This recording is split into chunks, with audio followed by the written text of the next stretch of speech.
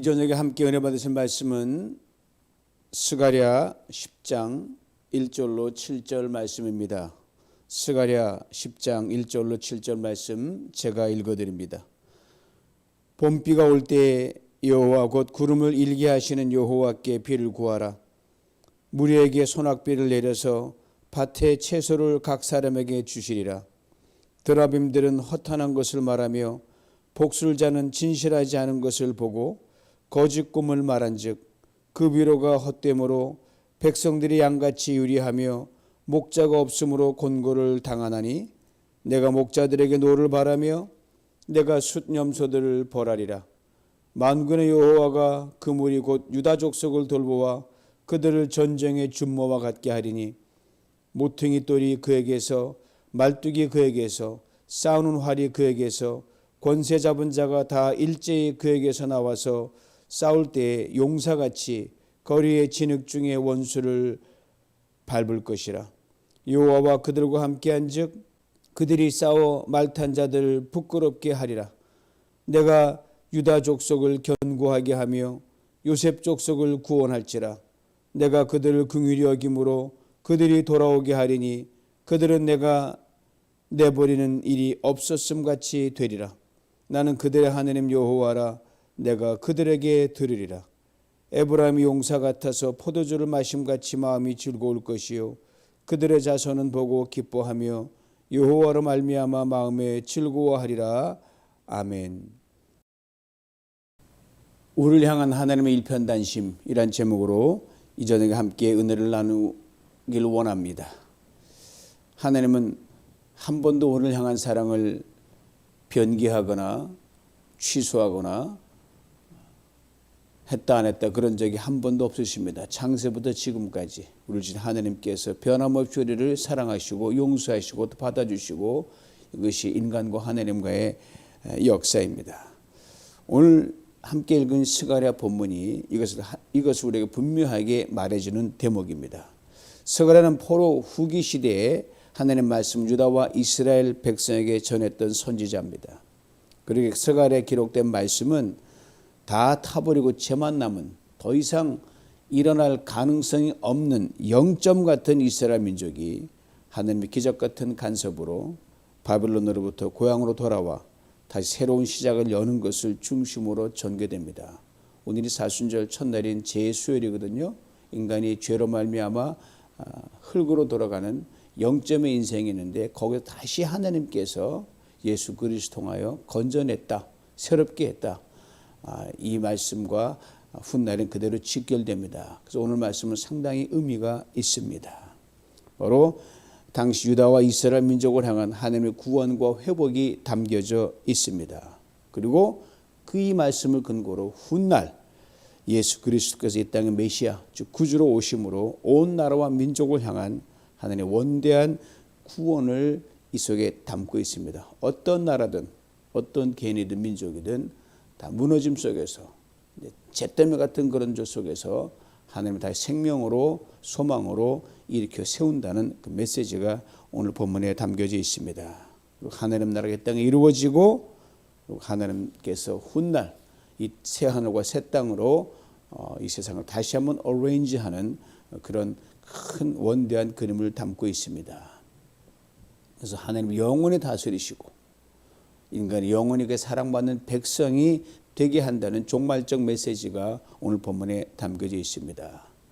요약하면 역사적 현재의 시간을 통해 당시에 이후 종말의 큰 그림을 보여주는 스케일이 큰 책이 스가랴입니다. 스가랴가 하나님이 기억하심을 담고 있거든요. 오늘 보면 1절에 하나님께서 아주 재미있는 말씀으로 그 시작을 엽니다. 1절 봅니다. 봄비가 올 때에 여호와 곧 구름을 일게 하는 여호와께 비를 구하라. 무리에게 소낙비를 내려서 밭에 채소를 각 사람에게 주리라. 봄비란 어느 때를 말합니까? 겨울이 되면 추운 날씨가 마냥 계속될 것처럼 보입니다. 시간이 지나면 추운 겨울은 반드시 지나가게 돼 있어요. 요새 아침과 저녁으로 굉장히 날씨 차운데 결국은 봄이 오기 위한 마지막 전여행이 아닌가 싶습니다. 그리고 따스한 봄비, 대지를 따뜻하게 녹여주는 봄비가 이제 내립니다. 농부들이 밭을 일굽니다. 씨를 뿌릴 수 있도록 해줍니다. 아신 대로 당시 이스라엘 백성 민족적으로 추운 겨울이었습니다. 지난 시대 영어와 자랑에 비하면 비교할 수 없어 쪼그러들어서 이건 존재 자체가 없는 그런 민족이 되어버린 거예요.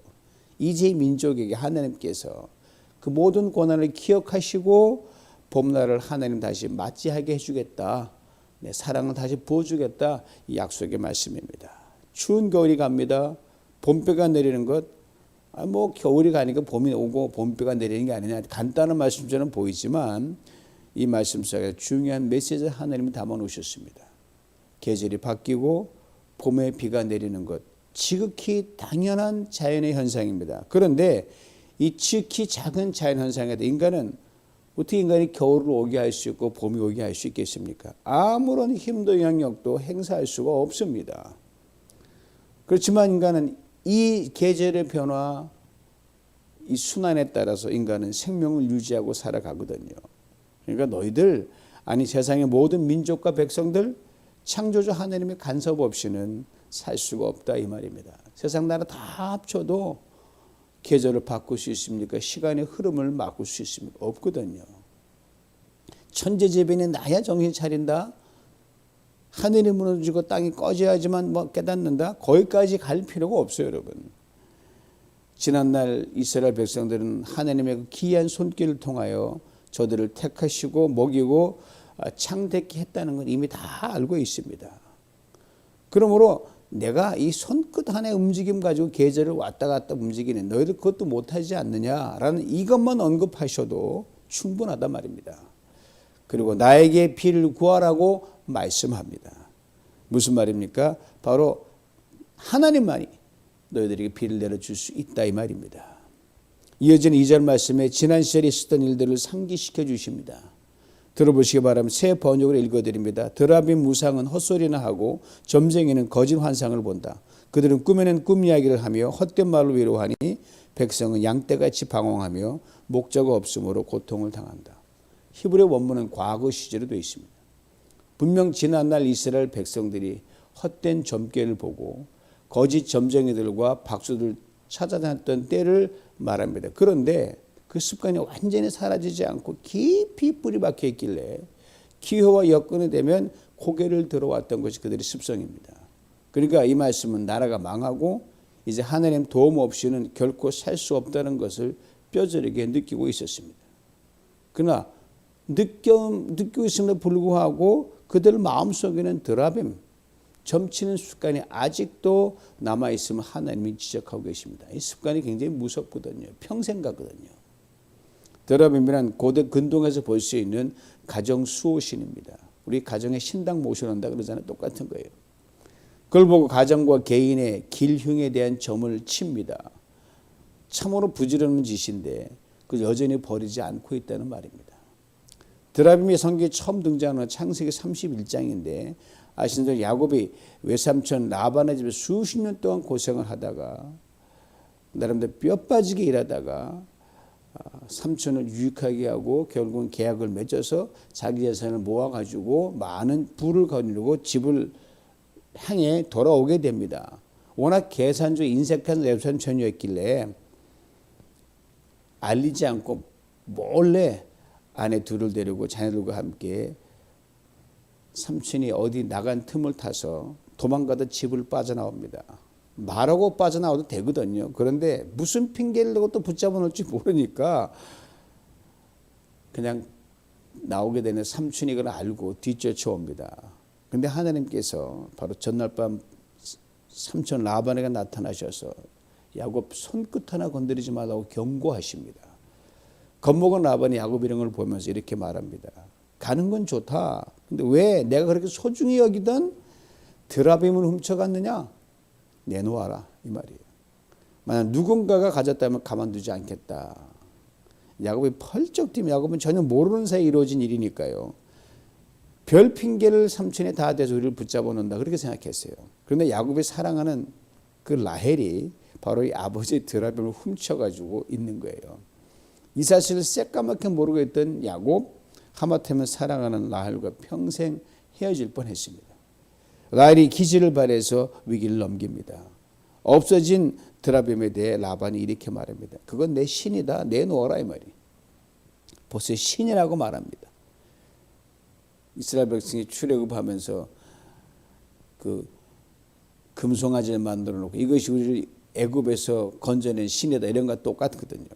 라헬은 아버지와 평생을 같이 살면서 드라빔을 신처럼 떠받던 아버지 모습을 봤거든요. 그것 때문에 잘 살고 있다고 그렇게 라헬도 생각을 했어요. 그리고 이 드라빔을 가져가면 자신에게도 이 가문에게도 큰 복이 될 거라 그렇게 믿었고 그것을 훔쳐내어온 겁니다.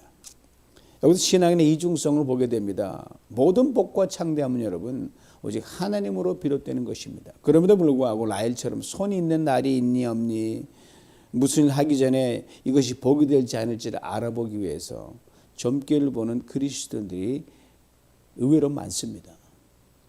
옛날에나 지금 가리지 않습니다. 신문을 딱 펼치면 오늘의 운세라는 게 딱 뜨잖아요. 그쪽으로 자연스레 눈길이 가는 그러한 사람들, 심지어 그리스도인들 꽤 많습니다. 요새 인터넷 시대에 오늘의 운세를 말해주는 앱이 발달돼가 의외로 많아요. 젊은이들이 그걸 뭐 수시로 이거 누굴 만나야 돼, 안 만나야 돼, 앱을 보고 앱 도사한테 물어보는 거예요. 얼마나 웃기는지 모릅니다. 그런가 하면 공영방송을 하는 운동선수가 공공연히 무속인의 옷을 입고 보살 행위를 하면서 무엇이든지 물어보세요 코너가 여과 없이 방영되고 있습니다. 재미로 여기기엔 도가 한참 지나쳤습니다. 이건 정말 당장 폐지돼야 할 프로 중에 하나입니다. 그러니 그 옛날 오죽했겠어요. 아무것도 모르는 시절에. 근데 오늘 본문에서 하나님께서 정작 속상해 하시는 것은 드라빔으로 기륭을 알아보고 점쟁이를 찾아가서 귀를 기울이는 것이 백성들이 아니라 당시 백성들을 옳은 길로 이끌어줘야 할 리더들이 그 길에 앞장섰다는 겁니다. 그래서 오늘 보면 이렇게 말씀하거든요. 목자가 없으므로 백성들이 고통을 당한다라고 하나님 말씀하셨어요. 여기서 목자란 참 목자를 말합니다. 같은 이름으로 불려도 하늘과 땅 차이거든요.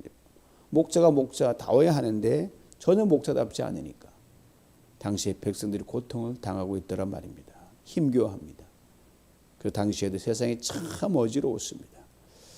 오늘날 이름만 돼도 얼마나 좋고 그 이름이 지니는 세상의 명성과 부와 권위가 연상이 됩니까? 판사다, 검사다, 국회의원, 대기업 총수다. 대단한 이름 아니에요? 그러면 그 밑에 수많은 팔로워들을 거느리고 뭐 떵떵거리고 그러잖아요. 거기에 우리 뭐 종교계 리더도 있고 또 저 같은 목회자들도 많이 있고 다 어느 그룹의 리더란 말입니다. 그런데 셀 수 없이 이런 이름으로 불리는 사람들이 많아요. 참으로 그들이 얼마큼 존중을 받느냐 하는 것은 별개의 문제일 때가 얼마나 많은지 모릅니다. 그래서 세상에 더 힘들어하고 어지럽고 고통스러운 겁니다. 주님이 목자는 많다. 근데 내가 찾는 목자가 없기에 이 백성들이 고통을 당한다. 이렇게 말씀하십니다. 오늘 보면 3절이에요. 나의 분노가 목자들에게 불처럼 타오른다. 내가 지도자들을 벌하겠다. 세상의 문제는 가만 보면 언제나 윗물에 있습니다. 언제나 지도층에 먼저 있고 기득권층에 먼저 그 이유가 있고 문제가 있습니다. 지금 지진으로 고통당하는 시리아나 그 터키가 백성들이 어려운 건 그 리더들이 엄청난 악행과 탐욕에 찌들어가지고 백성들은 안도를 받거든요. 이런 재난 속에서도 더 힘들어하는 거예요. 이것이 지속되면 하나님이 직접 손을 댄다는 사실입니다. 예나 지금이나 똑같아요. 다른 강한 자를 불러서 손을 보시기도 하지만 백성들을 일으켜서 people power로 나름대로 다스릴 때가 있습니다. 오늘 본문에는 바로 people power, 백성들을 일으킨다고 말씀하십니다. 3절 뒷부분의 말씀 봅니다. 만군의 하나님께서 그 약물인 유다 백성들을 돌보시고 전쟁터를 달리는 날랜 말같이 만들 것이다. 어떻게 힘없는 백성들이 이렇게 잘 훈련된 군사가 되어 나갈 수 있을까? 힘없는 백성들이 같은 아픔과 고통을 나누며 하나로 뭉치면 여러분 이 약한 백성들이 강하게 됩니다. 그리고 이 무리들 누군가가 없으면 그 무너질 수 있게 반드시 리더가 필요한데 시민혁명에서 혜성같이 누군가 튀어나와서 그 힘을 집결합니다. 여러분 가장 최근에 러시아와 우크라이나 전쟁 그 몇 달 만에 러시아가 통쾌한 승리한다 그랬잖아요. 그 젤렌스키 대통령 코미디 출신 돼가지고 모두가 우습게 알았는데 그가 백성 리더로 나와서 오늘 견고히 1년이 넘도록 전쟁 끌어오고 승기를 잡아가고 있다는 소식도 들리지 않습니까? 바로 그거예요. 그러면 이 우크라이나 백성들 이제는 그냥 백성들이 아니더라고요. 자들의 일상의 삶을 떠나서 하나로 똘똘 뭉치고 있습니다. people power죠. 부패한 권력과 지도층이 더 이상 누를 수 없는 그런 진정한 민중의 힘으로 승화됩니다. 반면에 러시아가 지금 이제 그 people power가 해서 이 위가 약해지는 그런 모습 보입니다. 빨리 끝났으면 하는 마음 간절합니다. 오늘 본문 4절 5절이 이걸 분명히 말해줍니다. 유다에서 모퉁이 뜰과 같은 사람이 나오고 그에게서 장막 기둥과 같은 사람이 나온다. 그에게서 전투용 활 같은 사람이 나오고 그에게서 온갖 통치자가 나온다. 그들은 모두 용사와 같이 전쟁할 때에 진흙탕 길에서 원수를 밟으면서 나아가는 사람들이다. 주님께서 그들과 함께 계시니 원수의 기마대를 부끄럽게 할 것이다. 무협지 한 장면을 보는 것 같아요. 이걸 읽어나가면 난세는 반드시 영웅과 리더가 나옵니다. 이 말씀 되면 이스라엘의 암흑시대 사사시대에 정말 보잘것없고 나름 처벌자설 멸시받던 입다가 탁 튀어나와서 나라를 살린 일이 있거든요. 다 멸시했는데 그가 나라를 살립니다. 여러분 아시는 대로 평안할 때도 앞장서서 잘못된 걸 바로잡고 목소리를 내는 것 그리 쉽지 않습니다. 그리고 위기의 때 앞장서 가지고 참으로 요즘 같은 윗물을 싹 정리하고 부패 정점에 있는 지도층들과 기득권과 맞선다는 것, 그리고 민중함을 선다는 것은 상상할 수 없을 만큼 힘듭니다. 계란 들고 바위치기인데 여러분 진정한 힘은요. 계란으로 바위를 치면 계란이 깨지는 일이 일어납니다. 여러분. 바로 그리스도는 분명히 말해서 바로 이런 존재들이죠. 하나님의 공의를 이 땅에 이루기 위해서 참 힘없고 참 존재감도 없는 것처럼 보이지만 하나님 먼저 하나님 나라에 세우라고 부르심을 입은 자들이 우리들입니다. 그럼 우리가 이름뿐인 그리스도인으로 살 것이냐, 이름도 있고 내용도 있는 그리스도인으로 살 것이냐, 후자의 사람으로 살아가기를 주님은 원하시고 계시죠. 평화의 때든지 위기의 때든지 어느 때 온유와 겸손으로 나가면서 하나님의 내 배후에 계시니 당당하게 믿음으로 나가서 하나님 나라의 땅에 세우는 그 역할을 우리는 감당해야 할 줄 압니다. 이렇게 앞장서 나갈 때 하나님은 그냥 계시지 않거든요. 바로 그 사람과 함께 한다는 거예요. 하나님이 그들과 함께 한즉 5절에 말탄 자들을 부끄럽게 한다는 말이 있습니다. 실제로 역사적 사건을 말하는데 과거 그리스 알렉산더 대왕이 강한 기병들을 이끌고 동진동전을 팔레스타인까지 왔어요. 그들과 싸워 큰 승리를 거두었던 바로 이스라엘 용사들을 한번 혼쭐이 난 적이 있거든요. 야, 이 작은 민족 우습게 볼 게 아니겠다. 저들이 알렉산더 군대들을 주춤거리게 만들었던 실제적 사건이 있거든요. 바로 지난주에 살펴봤던 9장 13절 말씀을 분명히 증거합니다. 들어보세요. 유다는 내가 당긴 활이다. 에브라임은 내가 먹인 화살이다. 시온아 내가 내 자식을 불러 세워서 그리스의 자식을 치게 하겠다. 내가 너희를 용사의 칼로 삼겠다. 벌써 그리스라고 분명하게 성경에 말하거든요. 알렉산더 대왕의 그 시절을 말하거든요. 그렇습니다. 하나님은요 인간의 역사를 그냥 바라만 보시지 않으십니다. 특별히 약자와 힘없는 백성들의 상황에 대해서는 더욱 면밀히 살피십니다. 그리고 그 정점이 바로 예수 그리스도 주님께서 이 땅에 오신 겁니다. 예수 그리스도가 이 땅에 오심으로 끊어졌던 인간의 역사가 이어집니다. 무너졌던 나라와 민족이 다시 일어섭니다. 흩어진 백성들을 모으십니다. 죽었던 이 땅이 생명을 얻고 잃었던 영광을 다시 찾게 됩니다. 이 큰 그림을 오늘 본문 6절 7절은 이렇게 압축해서 기록해 놨습니다. 남과 북으로 나뉘어져서 피차 멸망으로 끝을 맺었던 이스라엘 백성이 하나가 되어 민족의 통합을 이루리라. 이스라엘 과거 솔로몬 이후 남북으로 나눠졌거든요. 북이스라엘은 10지파가 남았고 남유다는 2지파가 흘러 들어갔습니다. 6절에 유다와 요셉이란 이름은 남유다 왕국을, 7절에 에브라임은 북이스라엘 왕국을 말합니다. 흩어진 민족을 다시 모으고 무너진 나라를 다시 세우면서 하나님이 6절에 5가지 중요한 약속을 하십니다.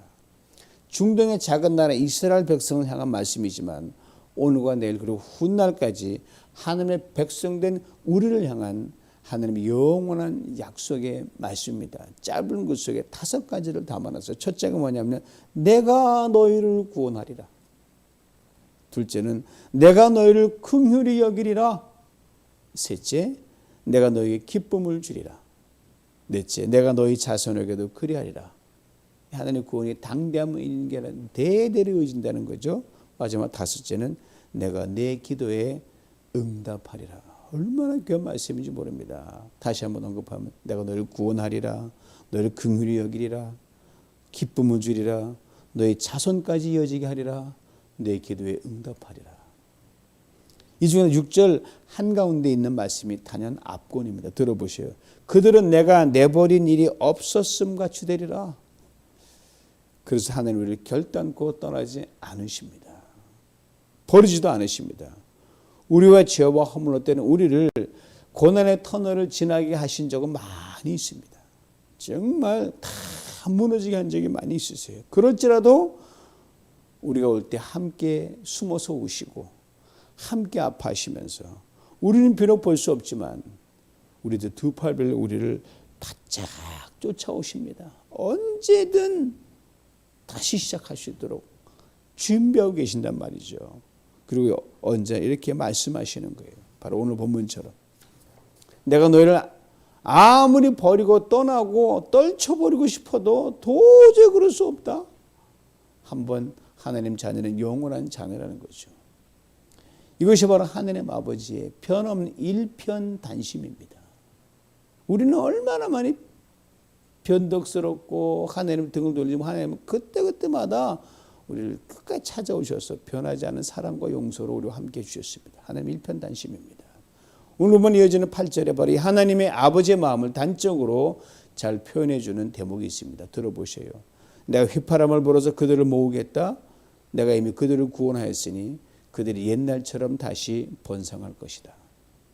당시 이스라엘 민족 휘파람을 불며 어서 오너라 할 만큼 마음에 드는 구석이 하나도 없었던 민족이거든요.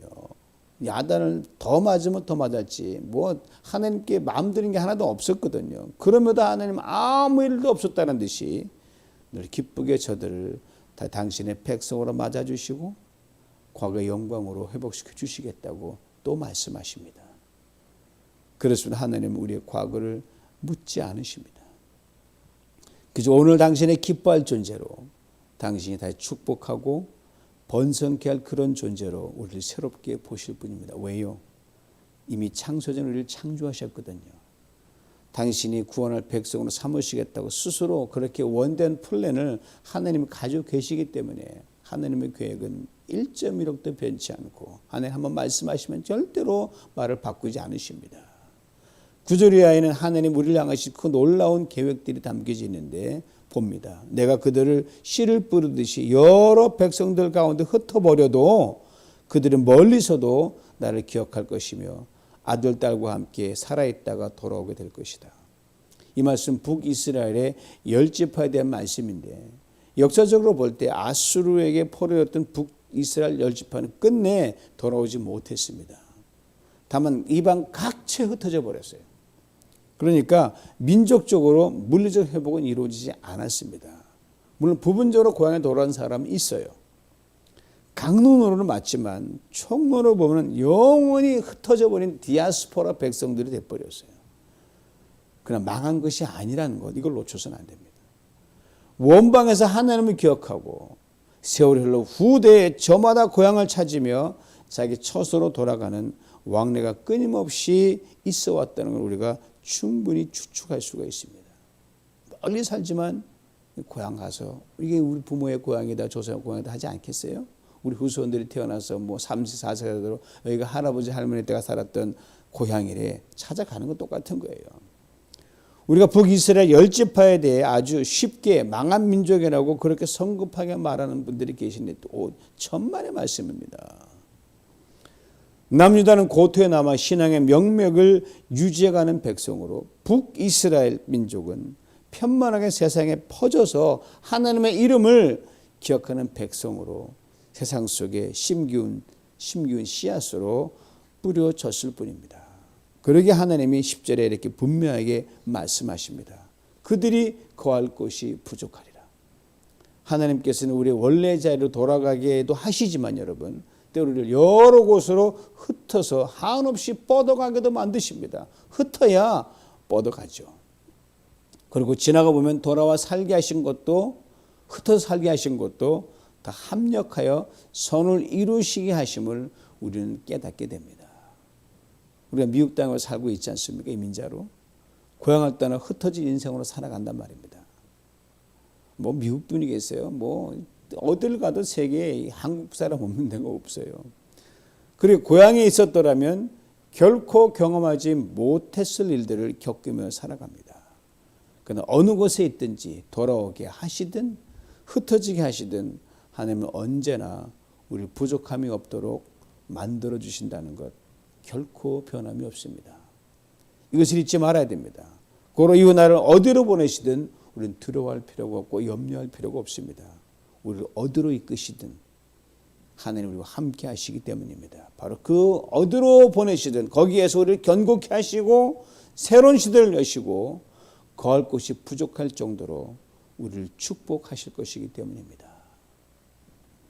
그러게 한 곳에 정착해서 여기가 좋사오니 하는 정착문의 영성보다 어디로 보내시든지 기꺼이 무엇을 시키든지 뭘 맡기든 하겠습니다라는 유목민의 영성이 우리에게 더 있어야 할 줄 압니다. 머물러 있는 곳 자체에 만족할 필요가 자꾸 흩어지고 나눠주고 가야 되거든요. 끝으로 이제 오늘 본문의 최고 절정 포인트인 스가랴 10장 11절 12절을 봅니다. 저는 성경 읽다가 기가 막힌 대목에서는 별표를 표시해 놓는데 너무 기가 막히는 곳에는 별표를 한 5개 막 펴놓을 때가 있어요. 5성급 문장이다. 이게 굉장히 중요한 절이다. 바로 오늘 보면 11절 12절입니다. 들어보세요. 그들이 고난의 바다를 지나올 때 나 주가 바다 물결에 기세를 꺾을 것이니 나일강이 그 바다까지 마를 것이다. 아시리아의 교만이 꺾일 것이며 이집트의 왕권도 사라질 것이다. 내 백성이 나 주를 힘입어서 강해지도록 하겠다. 그들이 내 이름을 앞세우고 늠름하게 나갈 것이다. 나 주의 말이니라. 언뜻 이스라엘 백성들이 출애굽했던 당시를 회상하게 하는 말처럼 봅니다. 그러나 시제가 미래로 되어 있습니다. 앞으로 그래야겠다. 너희가 지난 시절 홍해를 건넜지 않니? 이것을 기억하라는 말씀이 아니에요. 이후로 너희가 살면서 참으로 고난의 바다를 또 건너게 된다 할지라도 내가 고난의 바다를 또 갈라서 마른 땅처럼 또 건너게 하신다는 미래적 약속입니다. 이후로 너희들이 세상에 어떤 힘 있는 민족과 나라를 만나도 과거처럼 내가 그들을 꺾고 다 너희를 든든히 세우겠다는 하나님의 영원한 약속입니다.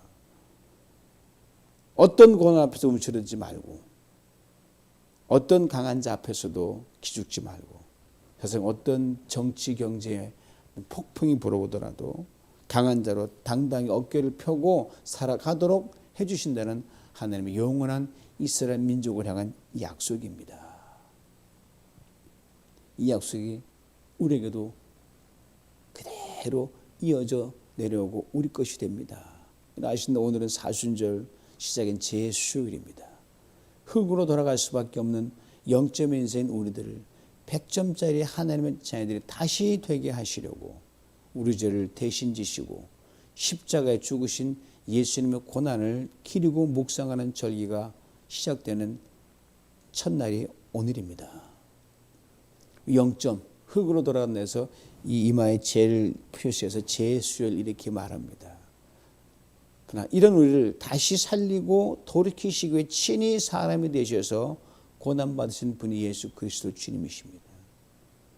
인간의 불순종과 죄악과 허물에도 불구하고 용서와 사랑을 쉼없이 베풀어 주셨던 하나님의 일편단심의 극치가 바로 예수 그리스도십니다. 바로 예수 그리스도 안에서 이 하나님이 저 여러분의 하나님이 되십니다. 그러므로 스가랴 10장 11절 12절의 말씀은 바로 어느 한 민족을 향한 과거의 말씀이 아니라 바로 여러분과 저를 향한 하나님의 오늘도 변천한 약속이라 이 말입니다. 이 놀라운 약속의 말씀을 그들이라는 이스라엘 백성 단어를 빼고 거기에 너라는 단어를 바로 여러분을 지칭한 너를 집어넣어서 제가 다시 한번 읽어드립니다. 얼마나 익사이팅한지 몰라요. 너가 고난의 바다를 지나올 때에 내가 바다 물결의 기세를 꺾을 것이니 날강이 그 바다까지 다 마를 것이다. 아시리아의 교만이 꺾일 것이며 이집트의 왕권도 사라질 것이다.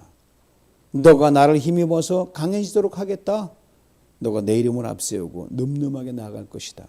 나 주 너의 하나님의 말이니라. 여러분, 민족을 하나님이 살리셨으면 우리 개개인은 두말할 필요가 없는 거 아니겠습니까? 이 말씀 그대로 여러분 인생을 살면 누구를 만나든 어떤 일이 닥치든 예수 그리스도 안에서 기죽지 않고 강하고 당당하게 살아가는 복된 성도가 될 수 있기를 주님의 이름으로 축원합니다. 기도합니다. 하나님 아버지 감사합니다. 사순절 시작인 제 수요일을 맞으며 0점은 우리 인생들을 다시금 100점짜리 자녀로 삼아주셔서 하나님 당당하게 이 땅에 하나님을 세울 수 있는 그런 자들로 세우시는 그 은혜를 참으로 감사합니다. 이 약속을 아버지 오래전 이스라엘 민족을 향한 말씀에 담았사오니 그 말씀 내게 향한 말씀 받고 오늘도 하나님 어렵게 힘든 가운데 주님만 바라보고 나를 100점짜리 자녀로 삼으신 하나님 앞에 감사함으로 일편단심 나를 향한 변함없는 하나님의 사랑에 응답하는 우리 모두가 되게 하여 주시옵소서. 예수님의 이름으로 기도하옵나이다. 아멘.